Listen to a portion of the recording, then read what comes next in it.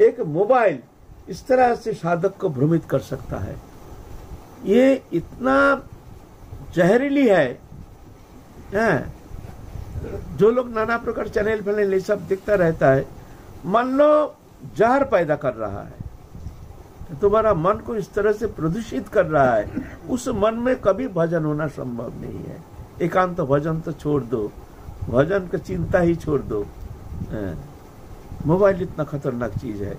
हम तो पहले ही कहे हैं, जो भजन करना चाहते हैं मोबाइल का संपर्क को पहले दूर रखना पड़ेगा। कम से कम इतना करो कि जब भजन करेंगे उस समय के लिए उसको दूर रखो, एकदम स्विच ऑफ कर दो।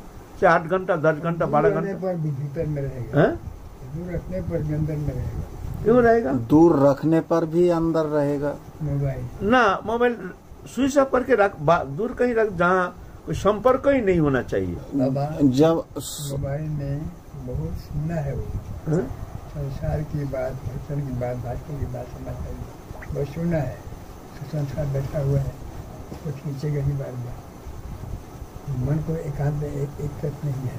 बाबा देखो, जिसका मन में ही संसार है, उसके साथ वस्तु सान्निध्य है, संपर्क है, तो वो तो मरेगा ही।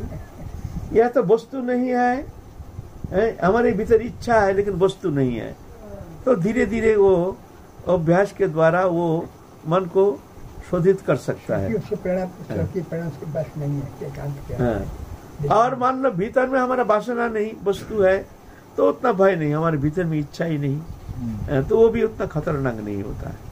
तुम्हारे भीतर इच्छा भी है, वस्तु संपर्क भी है, तो जाके तुमको बचाना बहुत कठिन बात हो जाएगा, है ना। तो ये जो मोबाइल आ गया है, ये बड़ा खतरनाक है, खतरा की घंटी है साधक के लिए।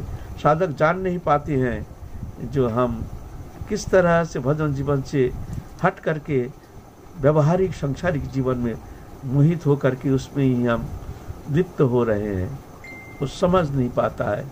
समझ पाएगा जब समय बीत जाएगा, जब दुर्लभ मानव जीवन समय जब निकल जाएगा हाथ से, वृद्धावस्था आ जाएगा, तब देखा हाय रे हमारा तो समय गया, हमारे जीवन में तो कुछ मिला नहीं, हमारा तो भजन साधन हुआ नहीं, तब पछताने से क्या होगा। सर्वनाश।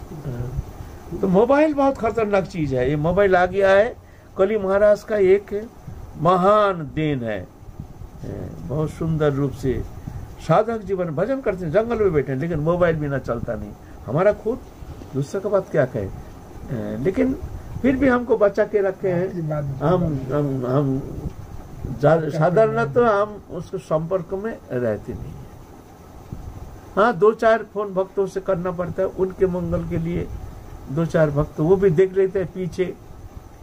कभी कभी 7 दिन हो जाता है, 10 दिन हो जाता है, इसके अंदर कहीं हम खबर लेने का हमारा समय ही नहीं। कोशिश करते हैं जहां तक हो इस संपर्क से दूर रहना, ऐसे कोशिश करते हैं। मोबाइल में ज्ञान मेरा की बात सुनकर ठीक रिफ्रेश नहीं करता, उल्टा काम करता है। आपका सत्संग सुनते हैं लोग, हमारे पास में लोग ठीक उल्टा काम करते हैं। चिंता नहीं, और एकांत क्या है, भगवान क्या है, भूख नहीं है, मृत्यु हमारी आएगी, भूख नहीं है। और जल्दी याद भाता रहेगा तो मन काम करता रहेगा। ना अगर वो सत्संग सुनते हैं और कोई विषय आग्रह नहीं करते हैं, किसी से संपर्क नहीं, तो ठीक है, कोई बात नहीं। ये तो कभी कभी मंगलकारी भी हो सकता है। सत्संग ही सुनते हैं हम, हरि कीर्तन ही सिर्फ श्रवण करते हैं, कुछ नहीं, तो कोई बात नहीं, अच्छा है, ठीक है। लेकिन व्यवहारिक संपर्क, दूसरा चैनल, फिल्मी दुनिया, आदि दुनिया, कितना गंदगी सब चल रहा है। अगर वो झलक अगर लग गया मन में, तो वो मन इतना प्रदूषित कर देता है, उस मन में भगवत स्मृति जागृति होना कदापि संभव नहीं है।